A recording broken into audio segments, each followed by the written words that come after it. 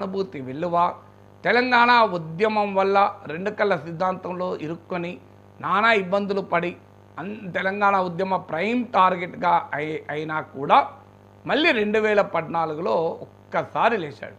So Phoenix పక్షి అంటారు. Phoenix పక్షికి ఉన్న అది ఆ పక్షి ఉన్నదో లేదో తెలియదు, ఊహాజనితమే కావచ్చు, కానీ ఇట్ ఇస్ అన్ ఇంట్రెస్టింగ్ ఫ్రేజ్గా వాడతాం. అంటే కంప్లీట్ అయిపోయినాక కూడా మళ్ళీ ఆ పక్షి లేవగలుగుతుంది. సో అలా చంద్రబాబు నాయుడు రాజకీయాల్లో కంప్లీట్గా దెబ్బతిన్నాడు అనుకున్న సమయంలో కూడా మళ్ళీ పైకి లేచాడు. అది 2014 అనుభవం. మళ్ళీ 2019లో 23 సీట్లకు పరిమితమై జాతీయ రాజకీయాల్లో అసలు రిలవెంట్లో కూడా లేకుండా పోయిన చంద్రబాబు నాయుడు ఇక చంద్రబాబు నాయుడు పని అయిపోయింది అని జ్యోతిష్యాలు చెప్తున్న సమయంలో మళ్ళీ అద్భుతమైన విజయాన్ని 164 సీట్లు 22 ఎంపీలతో తన నాయకత్వంలో పవన్ కళ్యాణ్ కలిసి రాగా అనూహ్యమైన విజయాన్ని సాధించాడు. అందువల్ల రెండవ కారణం అత్యంత శక్తివంతుడు 14వ ర్యాంకా 1వ ర్యాంకా 2వ ర్యాంకా కాదు. ఎందుకు శక్తివంతుడు అంటే ఇది రెండవ రీజన్.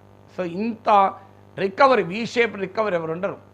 మూడవ డైమెన్షన్ ఏంటంటే అననుకూల పరిస్థితుల్లో కూడా చాలా తీవ్రమైన అవమానాలు పరాభవాలు ఎదుర్కొన్నా కూడా వాటిని దిగమింగగలిగిన మనోస్థైర్యం ఉన్న నాయకుడు చంద్రబాబు నాయుడు. చాలామంది సన్నిహితంగా తెలిసినప్పుడు చంద్రబాబు నాయుడు వాస్తవంగా అంత ధైర్యస్తుడు కాదు, భయస్థుడు అంటారు. నిజం కూడా అది. చంద్రబాబు నాయుడు తెగించి పనిచేసే స్వభావం ఉన్నవాడు కాదు. కానీ కూడా ఆ మనోస్థైర్యం అయితే దెబ్బతినదు. మీకు దానికి ఉదాహరణ 2004లో రాజశేఖర్ రెడ్డి అటాక్కు నిలబడ్డాడు. 2014 వరకు తెలంగాణ ఉద్యమ అటాక్కు నిలబడ్డాడు. 2019 తర్వాత జగన్మోహన్ రెడ్డి అటాక్కు నిలబడ్డాడు. అది మామూలు అటాక్ కాదు కదా.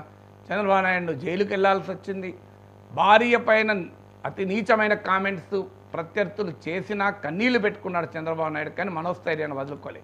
ఇది గౌరవ సభగా మారింది. దీన్ని గౌరవ సభగా మారినాకనే మళ్ళీ వస్తానని శపథం చేసి 164 మంది ఎమ్మెల్యేలు వెనక రాగా అసెంబ్లీలో ఒక అద్భుతమైన ప్రవేశం చేయగలిగాడు.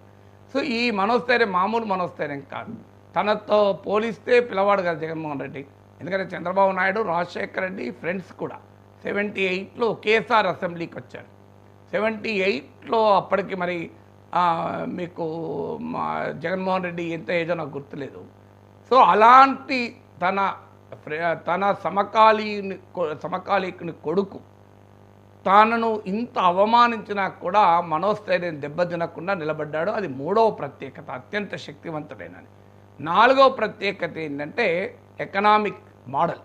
సో ఎవరు విమర్శించినా ఎవరు ఎన్నన్నా అంతర్జాతీయ స్థాయిలో కూడా చంద్రబాబు నాయుడు గురించి మీరు ప్రపంచ బ్యాంక్ ఆఫీస్కి వెళ్ళి చంద్రబాబు నాయుడు పేరు ఎప్పుడు గుర్తుపడతారు, మళ్ళీ ఏ నాయకుని పేరు ఎప్పుడో గుర్తుపడతారు. సో మీకు చంద్రబాబు నాయుడు పేరు IMF ఆఫీస్కి వెళ్ళా గుర్తుపడతారు. సో గ్లోబల్ క్యాపిటల్కు ఈ was the favourite. So Indian క్యాపిటల్కి ఈ వాజ్ ద ఫేవరైట్. మీరు ఇప్పుడు ఈ గవర్నెన్స్ ఉంది. ఇప్పుడు మనకు ఈ UPI సేవలు ఇవన్నీ కామన్ అయ్యాయి, రొటీన్ అయ్యాయి. ఒకప్పుడు మీరు ఆలోచించండి, చంద్రబాబు నాయుడు కాలంలో మొదలైంది ఈ సేవలు మీ సేవలు. ఇవాళ ఆన్లైన్ సేవలు అంటే ఆ రోజుల్లో చంద్రబాబు నాయుడు పైత్యం అనుకునేవాళ్ళు. కానీ ఇవాళ ఏమైంది, నిజమైంది కదా. పాపం రాజీవ్ గాంధీ కంప్యూటర్లు ఇంట్రొడ్యూస్ చేసినప్పుడు ఆయన మీద విమర్శ 21వ శతాబ్దం గురించి మాట్లాడుతున్నాడని. కానీ చరిత్ర రాజీవ్ గాంధీ విజన్ కరెక్ట్ అని చెప్పింది కదా. సో మీ కంప్యూటర్లు 21st సెంచరీ కరెక్ట్ అని చెప్పింది కదా. సో అందువల్ల కొన్ని విషయాలు మనకు తర్వాత అర్థమవుతుంది. ఇలా ఇన్ఫర్మేషన్ టెక్నాలజీ రంగంలో చంద్రబాబు నాయుడు తీసుకొచ్చినటువంటి ఎఫర్ట్. అఫ్కోర్స్ చంద్రబాబు నాయుడు హైదరాబాద్ నేనే నిర్మించాను అని 400 ఏళ్ల చరిత్రను పక్కకు పెట్టాలని చూసినప్పుడు నేనే ప్రశ్నించాను. కానీ అదే సమయంలో ఇన్ఫర్మేషన్ టెక్నాలజీ రంగంలో చంద్రబాబు నాయుడు చూపినటువంటి చొరవ మామూలు చొరవ కాదు. అందుకే మనం అహ్మదాబాద్లో IT లేదు, కలకత్తాలో IT లేదు. కలకత్తా ఏమైనా బెంగాల్, నేటి బెంగాల్ రేపటి భారతదేశం అన్నారే. మరి నరేంద్ర మోడీ లాంటి శక్తివంతుడైన ముఖ్యమంత్రి ఉన్నా కూడా అహ్మదాబాద్లో IT ఎందుకు రాలేదు? అందువల్ల డెఫినెట్గా హైదరాబాద్లో IT రావడానికి చంద్రబాబు నాయుడు వేసిన విత్తనాలే కాదు, ఆయన కాలంలోనే అది వృక్షమైంది. సో అందువల్ల ఆ ఎకనామిక్ రంగంలో కూడా చంద్రబాబు నాయుడు చూపిన చొరవ అత్యంత శక్తివంతమైంది. సో ఆయన పైన విమర్శలు ఉండొచ్చు. నరేంద్ర మోడీ విమర్శించినట్లు మిత్రుల్ని రోజు మార్చుకుంటావు, ఒకరోజు ఒడిలో కూర్చుకుంటూ ఉంటావు, ఒకరోజు మళ్ళీ తీవ్రంగా ఇలాంటివన్నీ ఉండొచ్చు. Of course are part of the political game.